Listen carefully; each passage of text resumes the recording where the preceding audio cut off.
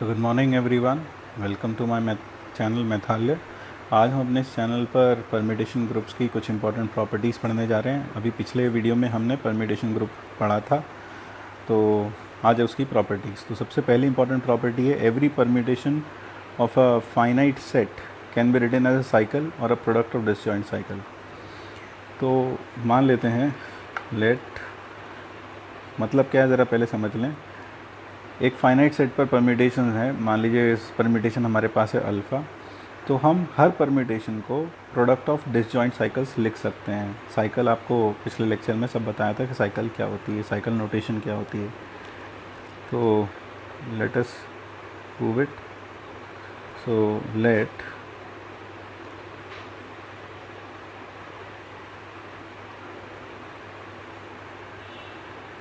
let A be a finite set,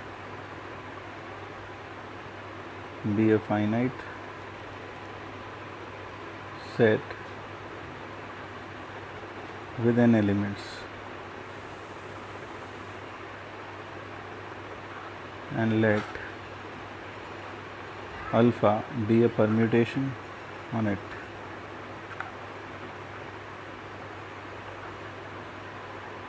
alpha इसके ऊपर कोई परम्यूटेशन है, तो हमें प्रूव करना है कि अल्फ़ा को हम डिसजॉइंट साइकिल्स के प्रोडक्ट के फॉर्म में लिख सकते हैं। तो let A1 be any element of A। A1 क्या है? A का कोई एलिमेंट है। तो alpha is a bijective mapping, तो alpha, suppose alpha of A1 is A2 and alpha of A2, that is alpha square of A1, which is alpha of A2, is suppose A3. So and similarly alpha cube of A1 is alpha of A3. So and suppose this is A4, so that is how it goes and so on. तो हमारे पास एक sequence हमें मिल जाएगी। Will arrive at a sequence alpha A1, then alpha square A1, then alpha square cube A1 and so on. Will arrive at a sequence in this way, जहाँ alpha A1 है A2 और alpha square A1 है A3, alpha 3 A1 है A4। That is how we'll arrive at this sequence. अब हम ये कह सकते हैं कि जितने भी एलिमेंट्स हैं, क्योंकि ए सेट फाइनाइट है, this sequence can not be infinite, that is there has to be a repetition at some point of time. So एक रिपीटिशन होना चाहिए, तो कैन नॉट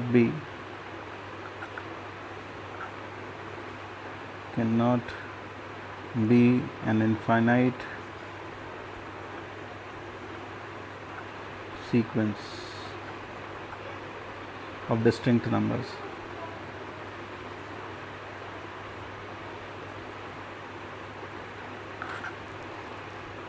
बिकॉज, ऐसा क्यों? Because set A is finite, therefore there must be a repetition। कहीं ना कहीं तो रिपीटिशन होना चाहिए।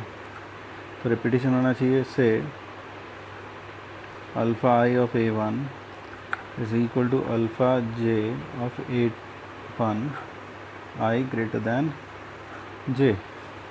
So this implies that alpha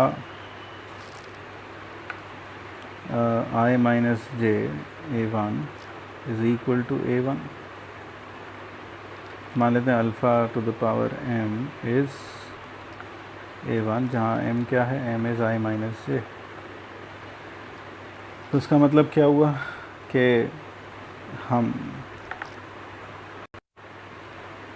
इस रिलेशन को लिख सकते हैं alpha is equal to A1 फिर A2, क्योंकि A1 alpha will carry A1 to A2, then A2 to A3 and so on up to. तो this is alpha square, this is alpha A1, this is alpha A2 and this is AM eventually, and am will be carried to a1 and so on. अब जो आखिरी में ये dot लगे हैं ये दर्शाते हैं कि हो सकता है कि हमने इसमें ए के सारे एलिमेंट कवर कर लिए हों। अगर कवर नहीं किए तो ये प्रोसेस हम आगे जारी रखेंगे। क्या करेंगे? If all elements of A are exhausted in above cycle, then we get a cycle notation of A.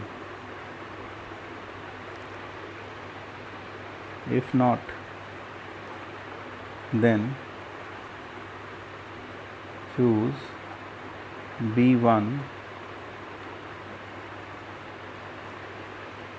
in A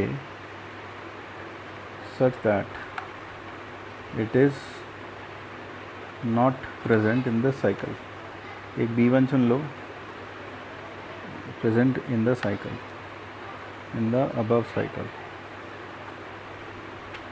और फिर से हम वही प्रोसेस कैरी आउट करेंगे। यानी हम फिर से अल्फ़ा B1 मान लो B2 आता है, फिर अल्फ़ा B2 मान लो B3 आता है एंड सो ऑन। तो ऐसा करके फिर से हमें एक साइकिल मिल जाएगी। तो ऐसा we continue till we get a repetition. से रिपीटिशन मिलने के बाद फिर से वही सब करेंगे। Say alpha to the power p of b1 is equal to b1. So we will have, so this implies, अब हम अल्फ़ा को लिख सकते हैं a1 a2 से am, फिर b1 b2 से bp एंड सो ऑन। तो ऐसा करते चले जाएंगे। अब अगर हो सकता है कि ए एग्जॉस्ट हो गया और नहीं एग्जॉस्ट हुआ तो फिर एक ऐसा सी उठाएंगे जो ना तो इसमें हो ना इसमें हो, और फिर C1 उठाएंगे, फिर से ये काम करेंगे और फिर से हमें एक नई साइकिल मिल जाएगी। तो यहाँ एक चीज़ और कह दें कि ये जो एलिमेंट हैं, जितने भी ये एलिमेंट्स हैं, clearly none of the elements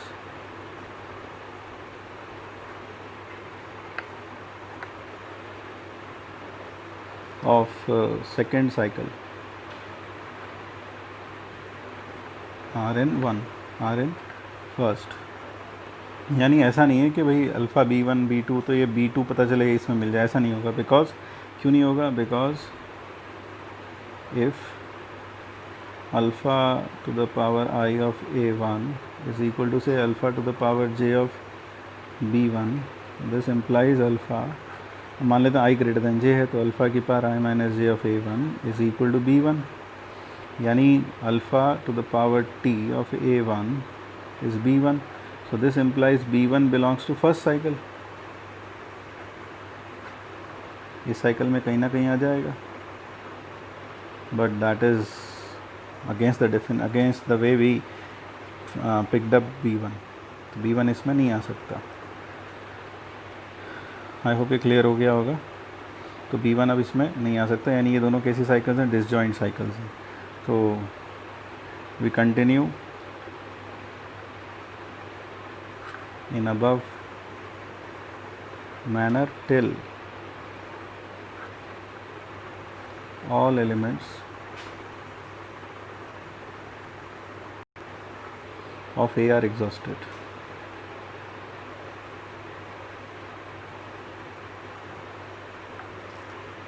And eventually get alpha as, say, A1 A2 till AM, and then B1 B2 till BP, and then say C1 C2 till CS। और ये सब की सब साइकिल्स कैसी होंगी? डिसजॉइंट होंगी। These will be all disjoint cycles। ये सब की सब डिसजॉइंट होंगी।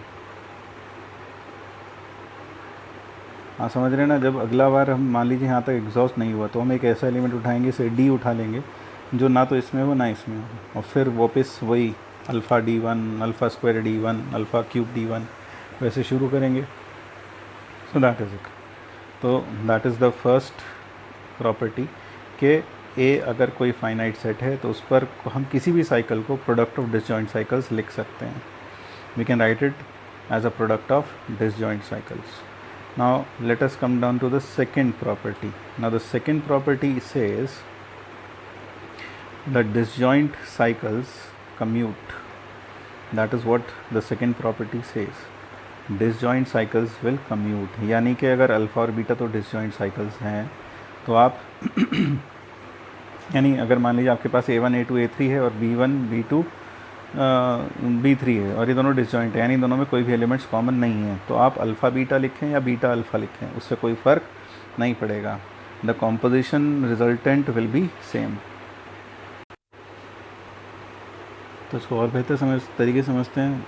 से let alpha is equal to A1 A2 and AM and say beta is equal to B1 B2 and say BP are two disjoint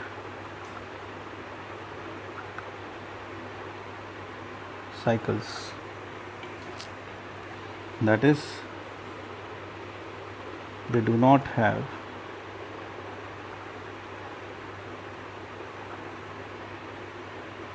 any entry in common.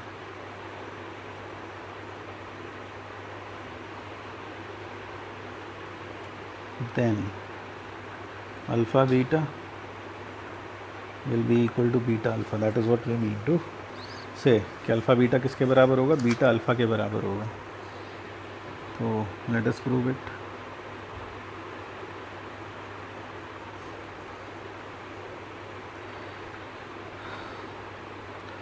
So for sake of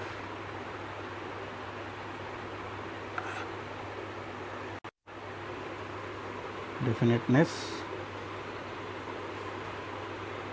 let the set S जिस पर ये permutations defined हैं B A1 A2 से AM, then B1 B2 से BN या BP and C1 C2 से CS.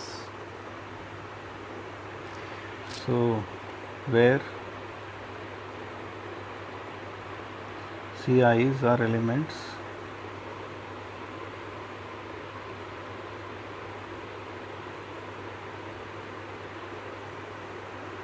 that are left fixed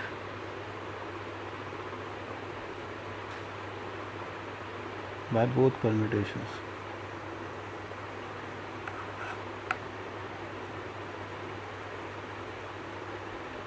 दोनों permutation से जो फिक्स रह जाते हैं वो एलिमेंट्स C हैं, left fixed by both permutations. अब हमें शो करना है कि अल्फ़ा बीटा और बीटा अल्फ़ा सेम है. आप जानते हैं अगर दो फंक्शन सेम हैं तो हमें प्रूव करना पड़ेगा दो बाइजेक्टिव फंक्शन सेम हैं और ये बाइजेक्टिव फंक्शन दोनों S to S होंगे. तो अगर ये दो बाइजेक्टिव फंक्शन सेम है तो उसको प्रूव करने के लिए हमें ये दिखाना पड़ेगा कि हर इनपुट पर आउटपुट सेम आता है.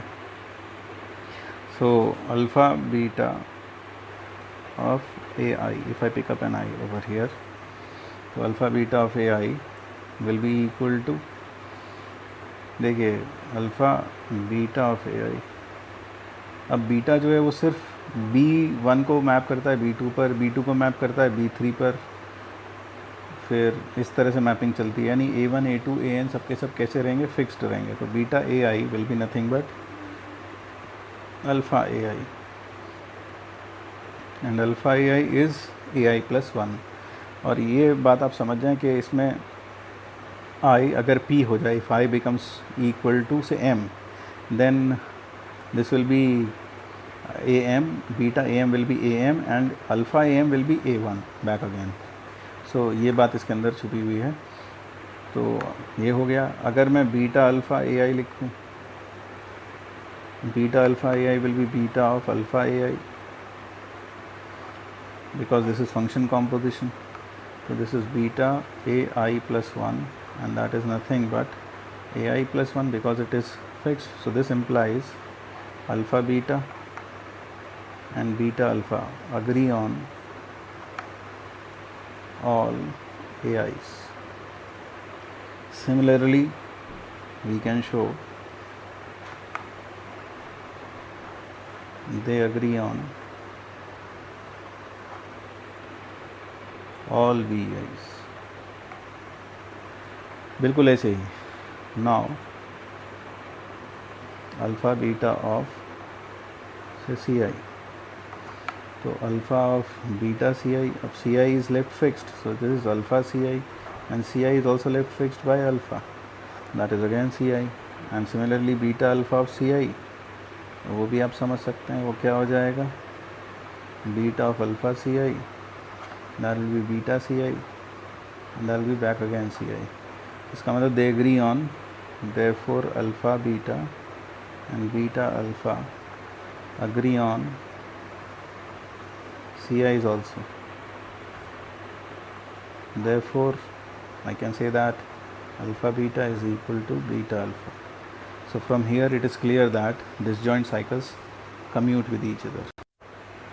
Next we come down to property 3. Property 3 says the order of a permutation of finite set written in its disjoint cycle form is the LCM of length of cycles. यानी मान लो एक permutation हमारे पास दो disjoint cycle के product के form में लिखी है, एक का लेंथ है 2, एक का लेंथ है 3. तो आपके पास जो अल्फ़ा परम्यूटेशन होगी उसका ऑर्डर 6 हो जाएगा. यानी अगर आप अल्फ़ा टू द पावर 6 कर दें, यानी अल्फ़ा कंपोजिट अल्फ़ा 6 बार कर दें, तो आपको आइडेंटिटी परम्यूटेशन मिल जाएगा. तो इसमें सबसे पहली जो चीज़ हम नोट करेंगे वो ये है. तो let us note one thing. Note a cycle of length m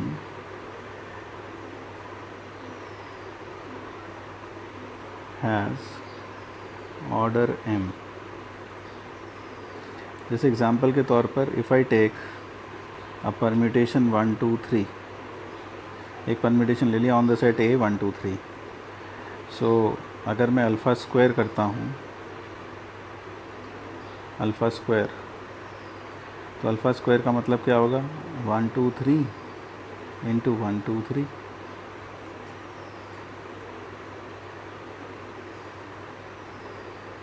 So 1 2 3 will be, say 1 goes to 2 and 2 goes to 3, so 1 goes to 3, 2 goes to 3 and 3 goes to 1, so 2 goes to 1 and then 3. यहाँ देखो फिर से हम दोबारा से यहाँ लिख देते हैं. से 1 goes to 2 and 2 goes to 1 goes to 2, 2 goes to 1, 1 कहाँ गया 2 पर, और 2 गया 3 पर, तो 1 goes to 3. फिर 2 गया 3 पर और 3 गया 1 पर, तो 2 goes to 1 and then 3 goes to 1 and 1 goes to 2, 3 goes to 2. तो ये अल्फ़ा स्क्वायर हो गया. अब अगर मैं अल्फ़ा क्यूब की बात करूं, तो अगर मैं इसको लिखूं तो 1 3 3 2, तो इसे लिख सकता हूँ 1 3 और फिर 2. I can write it in this way. And now alpha cube will be 1 3 2 into 1 2 3. और अगर हम फिर से देखें, 1 goes to 2, 2 goes to 1, तो 1 goes to 1, 2 goes to 3 and 3 goes to 2, so 2 goes to 2, 3 goes to 1 and 1 goes to 3, so 3. This is nothing but the identity permutation. तो आप समझ गए इसका लेंथ कितना था, 3 था, और इसका ऑर्डर भी कितना आया, 3 आया. So this is that we mean by this note. The cycle of length m has order m. उसका ऑर्डर m ही होगा. अब suppose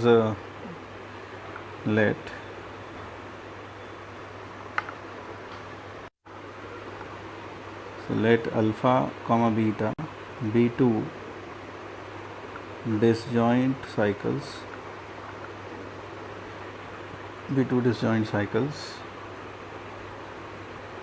of length m and n respectively. ये दोनों disjoint cycles हैं, and let k is equal to LCM of m and n. So this implies alpha beta to the power k, क्योंकि ये permute अब आपस में क्या करेंगे, कम्यूट करेंगे, डिसजॉइंट साइकिल है तो इसे लिख सकते हैं अल्फ़ा की पावर k बीटा की पावर k. अब क्योंकि ये एलसीएम है तो ऑब्वियस सी बात है ये लीस्ट कॉमन मल्टीपल है, तो this can be written as epsilon, that is identity permutation, क्योंकि अल्फ़ा की पावर k आइडेंटिटी हो जाएगा और ये भी आइडेंटिटी हो जाएगा, तो ये आइडेंटिटी एलिमेंट आ गया आपके पास, आइडेंटिटी परम्यूटेशन आ गई. सो this implies order of alpha beta divides k. Now let order of alpha beta is equal to t. Order of alpha beta को क्या मान लेते हैं t, तो ऑर्डर ऑफ अल्फ़ा बीटा को अगर t मान लिया इसका मतलब अल्फ़ा बीटा की power t is equal to epsilon, यानी अल्फ़ा की पावर t बीटा की power t is equal to epsilon. So this implies alpha to the power t is equal to beta t का inverse. ये हो गया. अब अगर ये इसका इन्वर्स है but alpha to the power t and beta to the power minus t do not have any elements in common, इन दोनों में कोई भी एलिमेंट्स कॉमन नहीं है, क्योंकि अल्फ़ा बीटा में कोई एलिमेंट्स कॉमन नहीं थे, तो जब आप अल्फ़ा का स्क्वायर करते तो फिर भी कोई नए एलिमेंट्स जनरेट नहीं हो सकते. यानी अगर अल्फ़ा बीटा में कोई कॉमन एलिमेंट्स नहीं हैं तो अल्फ़ा की पावर t और बीटा की पावर माइनस t में भी कोई कॉमन एलिमेंट्स नहीं होंगे, क्योंकि अगर एक फंक्शन का आप दोबारा उसी के साथ कॉम्पोजिशन करते चले जाएं तो कोई नए एलिमेंट्स जनरेट नहीं होंगे, वो घूम फिर के उसी के अंदर एलिमेंट्स आएंगे. अब आप जैसे आप यहाँ देखें, ये आपने अल्फ़ा किया, अल्फ़ा क्या था आपके पास 1 2 3, अल्फ़ा स्क्वायर किया तो वो भी 1 3 2 ही आया ना, इसमें कोई नया सिंबल थोड़ी ना इंट्रोड्यूस हो गया, कोई नया सिंबल इंट्रोड्यूस नहीं होगा. अल्फ़ा की पावर 3 में भी खुद देखें ये 1 2 3 में ही आ गया, तो कोई नया सिंबल इंट्रोड्यूस नहीं हुआ. तो इसका मतलब अल्फ़ा की पावर t में भी कोई नया सिंबल इंट्रोड्यूस नहीं होगा, और बीटा इन्वर्स की पावर t में भी कोई नया सिंबल इंट्रोड्यूस नहीं होगा. But they do not have any points in any elements in common, but they are equal. लेकिन ये दोनों इक्वल तो हैं. इसका मतलब क्या हुआ कि बीटा के जो एलिमेंट्स हैं वो अल्फ़ा क्या करता है, वो अल्फ़ा फिक्स कर लेता है, और जो अल्फ़ा के एलिमेंट्स हैं वो बीटा फिक्स कर देता है. तो एक बार फिर से सुन लें मैं क्या कह रहा हूँ कि alpha to the power t और beta to the power minus t में कोई एलिमेंट्स कॉमन नहीं हैं, और लेकिन ये इक्वल हैं. अगर इनमें कोई एलिमेंट्स कॉमन नहीं है इसका मतलब अल्फ़ा की पावर t के जितने भी एलिमेंट्स हैं वो बीटा की पावर माइनस t फिक्स कर देता है, और इसी तरह बीटा की पावर माइनस t में जितने भी एलिमेंट्स हैं वो अल्फ़ा की पावर t फिक्स कर देता है. अब लेकिन ये दोनों तो इक्वल हैं, लेकिन अगर ये दोनों इक्वल हैं तो इसका मतलब क्या होना चाहिए, ये दोनों आइडेंटिटी परम्यूटेशंस होनी चाहिए. This implies are equal, hence both of them must be identity permutations. दोनों की दोनों आइडेंटिटी परम्यूटेशंस होनी चाहिए.